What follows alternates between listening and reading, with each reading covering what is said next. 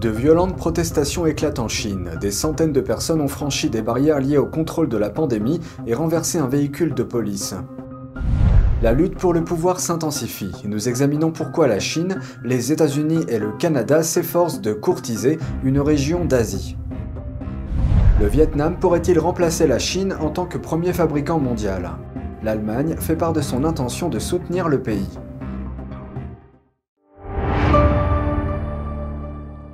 Bienvenue dans Regard sur la Chine. Avant de commencer, je vous informe que le programme Regard sur la Chine sera diffusé sur la nouvelle chaîne Regard sur la Chine NTD. Je vous invite à cliquer dès maintenant sur le lien en dessous de cette vidéo pour vous abonner. En effet, suite aux élections américaines de 2021, notre chaîne NTD français s'est vue retirer sa monétisation sur YouTube. En d'autres termes, nous ne bénéficions d'aucun revenu depuis cette période. Pour que nous puissions continuer à vous informer dans de bonnes conditions, vous pouvez nous soutenir en vous abonnant et en partageant le lien de la nouvelle chaîne.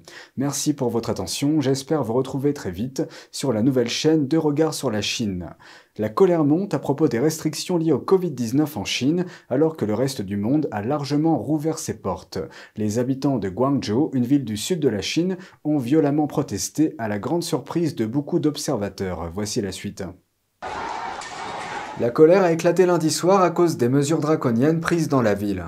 Une vidéo circulant en ligne montre des habitants excédés qui défoncent les barricades et renversent une voiture de police.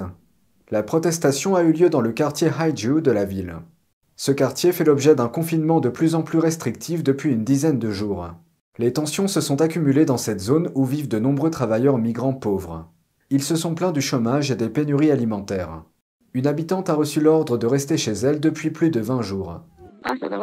200,000 people in this district, some of whom have no food or water. They are mostly migrant workers who have nothing at home, just a bed. Selon une autre habitante, il n'y a pas de fourniture dans de nombreuses parties du district et des enfants malades se sont vus refuser des soins médicaux. People called the hotlines and couldn't get through, but once connected, the operators said, "This is not my duty." Le gouvernement local, sous la direction du régime communiste, a envoyé plusieurs véhicules de police aux manifestations. On ne sait pas combien de personnes étaient impliquées, ni combien de temps la manifestation a duré. Des messages diffusés sur les réseaux sociaux ont été rapidement effacés par les censeurs de l'Internet chinois. Cette colère ne se limite pas à Guangzhou, elle se manifeste dans toute la Chine. Mais mardi, les médias d'État chinois ont réaffirmé que la Chine s'en tiendrait à sa politique du zéro Covid-19. Alors que les infections au Covid continuent de progresser en Chine, selon les autorités, les responsables du Parti communiste chinois sont menacés de sanctions s'ils ne contrôlent pas leur secteur. Ces restrictions strictes ont provoqué des affrontements entre les habitants et les responsables locaux. Dans une vidéo publiée le 7 novembre par un habitant de Linyi, dans la province chinoise du Shandong, on voit des agents chargés du contrôle de la pandémie traîner des habitants avant de les frapper. On voit des agents en uniforme noir donner des coups de pied à la tête d'une personne. Une autre femme est jetée au sol. Et dans la province du Henan, une vidéo montre un véhicule de police armé portant la qualification de police spéciale de Zhezhou et patrouillant dans les rues. Le haut-parleur dit « Des patrouilles armées sont maintenant en place dans les zones clés de la rue Yuetang ». Il dit que les citoyens doivent se conformer strictement aux règles de prévention, ne pas sortir ni se rassembler, et que ceux qui n'obéissent pas aux ordres seront traités sévèrement. Les longs confinements font craquer les citoyens locaux. Beaucoup manquent de nourriture et de fournitures. Plusieurs vidéos circulant en ligne montrent des résidents essayant de franchir la barrière de confinement.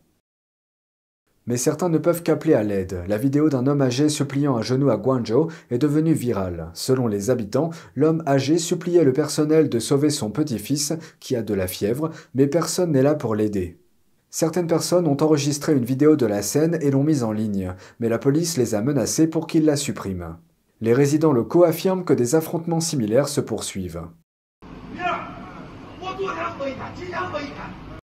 Et dans la ville de Xichang, dans la province du Henan, une vidéo montre un habitant se plaignant à un fonctionnaire du gouvernement local qu'il n'a pas pu manger depuis 2 jours. La ville a été sous confinement depuis 28 jours au moment de l'écriture de ce reportage. L'homme dans la vidéo dit « Que ferez-vous si je meurs de faim ?» et le fonctionnaire répond « Si vous mourrez de faim, je signerai votre certificat de décès. » À la fin de la vidéo, l'homme affamé a été battu. Un événement tragique s'est produit dans la métropole de Chongqing, dans le sud-ouest du pays, au cours du week-end. Cette femme en détresse vient de faire une fausse couche. Elle aurait eu besoin de soins médicaux, mais elle n'a pas été autorisée à sortir de son enceinte close samedi dernier. Dans un communiqué officiel publié dimanche sur les réseaux sociaux chinois, les autorités locales qui dépendent du Parti communiste chinois ont affirmé avoir présenté des excuses à la femme, offert une compensation et obtenu son pardon. Mais l'incident a suscité l'indignation du public. Certaines personnes ont laissé des commentaires sur les réseaux sociaux chinois, remettant en cause les confinements stricts de la Chine. Plus tôt dans la journée de vendredi, un cabinet du Parti communiste chinois a dévoilé un plan en 20 points visant à réduire légèrement les mesures sanitaires précédentes. Il demandait spécifiquement aux villes locales d'assurer une production et des moyens de subsistance normaux. Il a également promis de punir les villes qui imposaient arbitrairement des mesures de confinement. Mais il a été rapporté que de nombreux districts de Chongqing ont décrété de nouveaux confinements de 7 jours pendant le week-end. Au sud, en Indonésie, les dirigeants du monde entier se réunissent pour des discussions économiques importantes. La lutte pour le pouvoir s'intensifie dans la région. Washington redouble d'efforts pour courtiser les pays d'Asie du Sud-Est en améliorant les relations et en mettant de l'argent sur la table.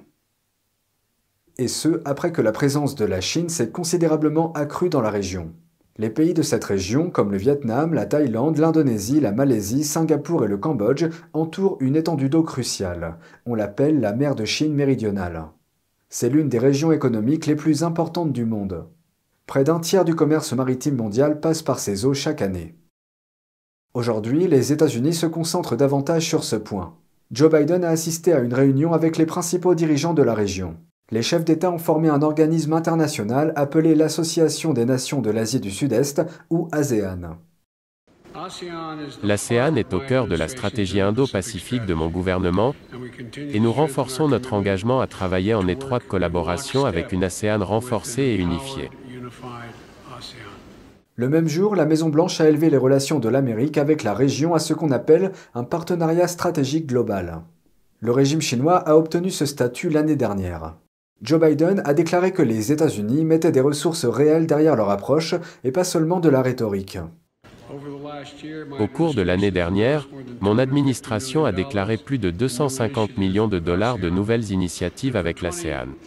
Et pour 2023, j'ai demandé 850 millions de dollars d'aide pour l'Asie du Sud-Est. Le Canada y prend également part. Maintenant plus que jamais, nous devons redoubler d'efforts en matière de coopération. Le Canada a déclaré qu'il donnerait à l'ASEAN plus de 300 millions de dollars d'aide au cours des 5 prochaines années. Également lors de la réunion, le numéro 2 de la Chine, le Premier ministre Li Keqiang, a dit « Nous avons promu conjointement la signature et la mise en œuvre du RCEP, Partenariat économique régional global, et construit conjointement la plus grande zone de libre-échange du monde. » Le RCEP est le plus grand accord de libre-échange au monde. Il inclut près d'un tiers de la population mondiale. La plupart des grandes économies d'Asie de l'Est en font partie, mais pas les États-Unis.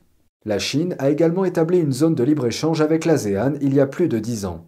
Cet accord réduit les droits de douane sur 90% des marchandises circulant entre les États membres. Pékin réfléchit actuellement à l'opportunité d'étendre cette zone commerciale. La Chine a été le premier partenaire commercial de l'ASEAN pendant 13 années consécutives. Les échanges entre les deux entités représentent plus de 15% des exportations chinoises. Le Premier ministre chinois a déclaré que Pékin allait injecter plus de 27 millions de dollars au Cambodge. Il a également signé 18 accords avec le Cambodge portant sur la construction de routes, le commerce, l'éducation et la santé.